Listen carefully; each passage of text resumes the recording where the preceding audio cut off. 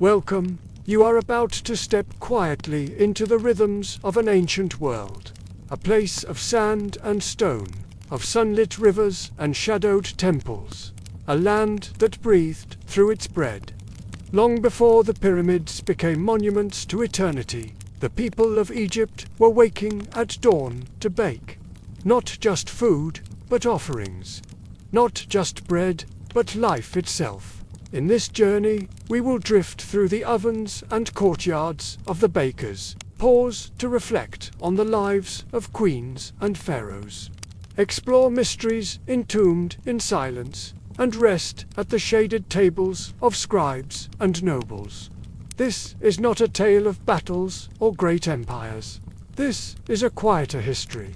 The story of flour, dust settling on skin, of smoke curling lazily in a clay oven, of mornings that stretched out into centuries until they reached us here, today. So, make yourself comfortable. Breathe slowly. Let the noise of your day fall away. We begin with the dawn. A baker's dawn. Imagine yourself waking to the first pale glow of the Egyptian sun. The air is cool, but already heavy with the promise of heat. You sit up on a reed mat, the fine dust of flour from yesterday still clinging faintly to your hands. You are a baker, and the day begins before most others stir. The first sound is the grinding, the long, rasping rhythm of stone against stone. Immer wheat, the coarse staple of Egypt, is poured onto the saddlequarn, and you kneel to work it. Back and forth, back and forth. The sound is steady, like breathing. It is tiring, and the flour comes slowly, but it must be done. You inhale, and the air is thick with powder, dry and faintly sweet. You taste it on your tongue. You feel it on your skin. Nearby, the fire pit is being coaxed to life. Dry reeds catch, smoke rises, and soon the clay oven glows faintly. The heat builds slowly, pressing against the coolness of dawn. Someone stokes the fire with date palm wood, and the air begins to shimmer with warmth. The oven will be ready soon. Ready to accept the dough that will become bread for the living and for the gods. Bread is not just food, it is sacred. Each loaf is shaped with intention. Some are small and round, others tall and conical, meant for offerings at temple altars. The dough is sticky, worked by hand, often with sand unintentionally kneaded in from the grinding stones. The grit wears its teeth over a lifetime, a silent reminder of this morning labor. Now, imagine lifting the shaped dough and placing it carefully in the oven. You feel the rush of heat on your face, the crackle of firewood. The loaves bake slowly, the outer crust hardening, the inside soft and dense. The smell is earthy, comforting, almost sweet. The same scent that would have drifted through Egyptian courtyards 5,000 years ago. This morning is not only about work, it is also about devotion. Before the first loaves are eaten, a portion is set aside for the gods. Bread is placed beside jars of beer as offerings to Osiris, to Ra, to Hathor. The gods must be fed, just as people must be fed. As the sun climbs higher, the bakery fills with heat. You wipe your forehead with the edge of your linen tunic. The work is repetitive, but there is rhythm in it. Grind, mix, shape, bake. It is the rhythm of survival, the rhythm of life. And in this simple act, in the making of bread, you are bound to the river, to the land, to the endless cycle of rising and setting suns. Your morning, though filled with dust and heat, is the same morning lived by countless bakers before you, and countless more after. The baker's life is not glamorous. It is not easy, but it is essential. Every pyramid, every temple, every noble feast depends on the hands that grind the grain and stoke the fire at dawn. As the last batch of bread cools, you pause. The courtyard hums softly with flies. The air shimmers with heat, and the smell of warm bread drifts upward into the brightening sky. Another day has begun. Another morning in the endless rhythm of ancient Egypt. The story of Egypt is not only told in loaves of bread and clay ovens, it is also told in the choices of rulers who shaped the land, guided the people, and offered stability when it was most needed. Among these rulers, one figure stands apart. A woman who stepped into a world of kings and declared herself Pharaoh. Her name was Hatshepsut. Imagine yourself in the great city of Thebes, where the Nile curves gently and temples rise along its banks. The time is around 1479 BCE. Egypt has known turbulence and uncertainty. But now, under the rule of Hatshepsut, a long and steady peace begins to settle like the calm after a storm. Hatshepsut was not meant, at least in the traditional sense, to become pharaoh. She was the daughter of Thutmose I and the wife of Thutmose II. When her husband died young, the throne passed to his son by another wife, a boy too young to rule. Hatshepsut became regent, expected to guide the kingdom until the boy matured. But over time, her role expanded. She did not simply manage affairs quietly. She took the title of pharaoh, adorned herself in the regalia of kingship, and reigned in her own right. Her rule was not won by battles or conquest. It was secured by careful management, by building, and by feeding her people. Hatshepsut understood that stability came not from endless war, but from nourishment and prosperity. Grain had to be stored. Irrigation had to be maintained. Temples, which were not only religious but also economic centers, needed to thrive. Picture her greatest building project, the magnificent mortuary temple at Deir el-Bahari, rising against the cliffs of western Thebes. Its terraces and colonnades still stand today, pale and serene in the desert sun. These temples were more than monuments to the gods. They were engines of the economy. They employed workers, consumed resources, and redistributed wealth. Hatshepsut also looked outward. One of her most celebrated achievements was the trading expedition to the mysterious land of Punt, a place rich with incense, myrrh, and exotic goods. Reliefs carved on her temple walls show tall incense trees being carried home, foreign animals walking in procession, and Egyptian sailors returning with their treasures. These expeditions did not bring weapons. They brought perfumes, oils, and goods that enriched both temple rituals and daily life. Her reign lasted for over 2 decades. During this time, Egypt enjoyed peace. Temples grew, agriculture flourished. The Nile's cycles of flood and fertility were harnessed with care, ensuring that bread and beer, the staples of life, were abundant. Now imagine the queen herself, seated in the cool shade of a palace courtyard. She wears the royal false beard, a symbol of pharaohs, though beneath it her features are unmistakably her own. Around her, scribes record her words, priests chant prayers, servants move quietly with trays of fruit, bread, and jars of beer. She is both woman and king, both ruler and provider. Her reign was not without controversy. After her death, her successor sought to erase her name from history, chiseling it from monuments and inscriptions. But the stone could not be silenced completely. Her temple endured. Her legacy remained, whispered through the lines of ancient records and still visible in the monuments that bear her touch. And so, as we rest in this part of the story, we remember Hatshepsut not as a conqueror, but as a builder, not as a destroyer, but as a nourisher, a queen who fed her people, who honored the gods with temples and offerings, and who left behind an enduring calm in the long timeline of Egyptian history. Her story reminds us that leadership, at its quietest and most effective, is not about the clash of armies, but about the steady flow of grain into storage jars, the daily baking of bread, and the preservation of peace.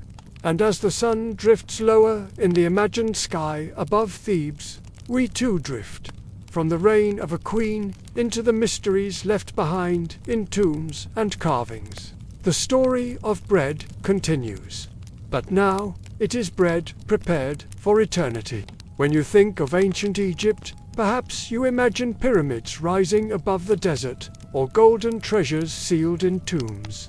But alongside the glitter and the stone, there is something far more ordinary, and yet just as essential. Bread did not only feed the living, it also accompanied the dead. It was prepared for eternity. Imagine entering a tomb carved into rock. The air is still, heavy, and cool. On the walls are painted scenes of bakers at work. Men kneeling over grinding stones. Women shaping dough. Figures bending to place loaves into glowing ovens. The images are simple, almost repetitive, but they carry deep meaning. They are not only decorations, they are instructions, prayers in paint, meant to ensure that bread would always be available in the afterlife. The Egyptians believed that nourishment was as necessary in death as it was in life. Just as a baker rose at dawn to grind emmer wheat for his village, so too would the spirits need to eat, drink, and be sustained in eternity. To prepare for this, tombs often contained small clay models of ovens, miniature grinding stones, and even little loaves of bread, baked and sealed to travel into forever. Archaeologists, brushing away centuries of dust, have uncovered these offerings. Hardened loaves, darkened with age, still rest in jars. Some are small and conical. Others are flat, shaped by hands long vanished. To look at them is to see the daily life of a baker preserved for 3,000 years. In recent decades, experimental archaeologists, historians who test the past with their own hands, have tried to recreate these ancient breads.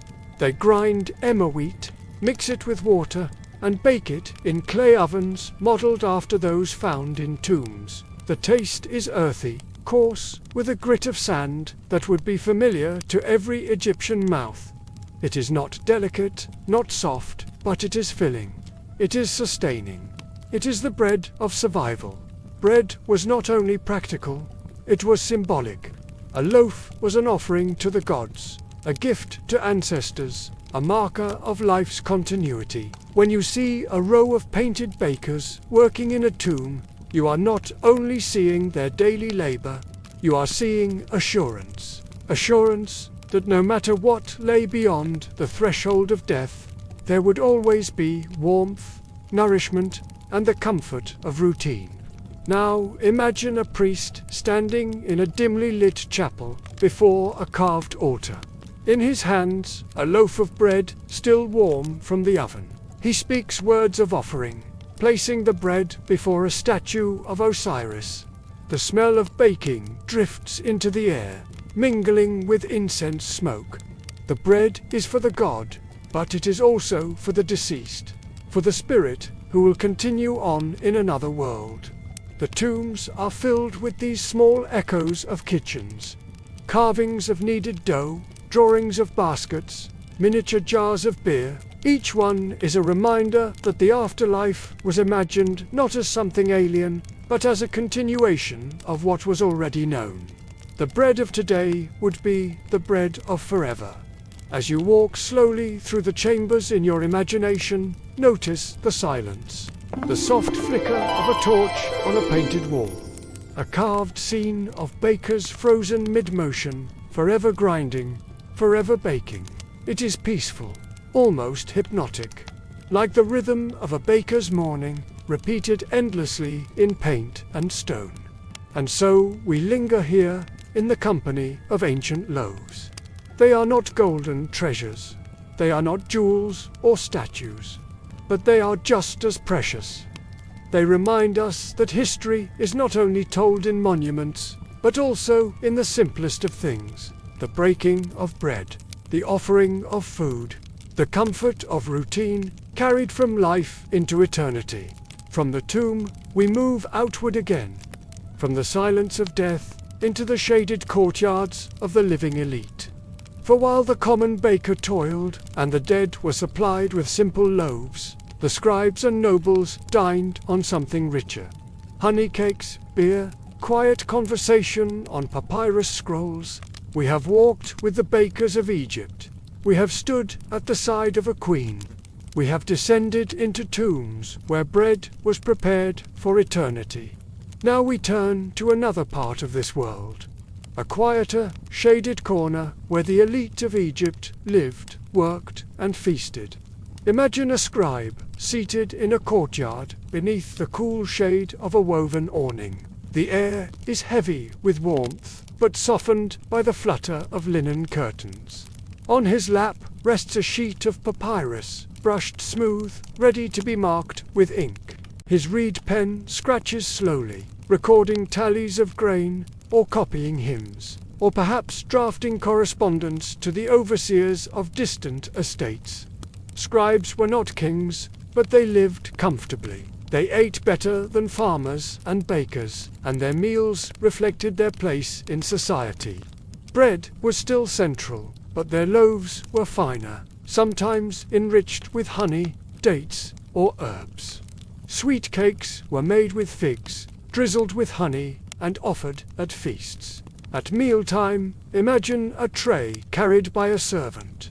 Flat loaves stacked neatly, a small bowl of lentils, perhaps roasted fish from the Nile, and, always, a jug of beer. Egyptian beer was not like the clear golden drink you might picture today. It was thick, almost like a porridge, cloudy and nourishing. To drink, it was to take in both sustenance and comfort. The feast of a noble was a gentle affair, not always the grand spectacle of pharaohs. In shaded courtyards, small groups gathered. There was music, the strum of a lute, the beat of a hand drum. There was talk of harvests, of temple rituals, of taxes collected and scrolls written. The voices were steady, unhurried, the rhythm of their lives marked by the turning of seasons and the endless flow of the Nile. Honey cakes were especially treasured. Golden, sticky, fragrant, they were both desert and offering. Imagine taking a small bite, the sweetness clinging to your tongue, the taste so different from the coarse, sandy bread of the common baker. To eat such food was to feel the difference between classes, the divide between those who labored in the dust and those who wrote in the shade. But even here, among the scribes and nobles, bread was never far from thought. Grain was wealth, grain was stability.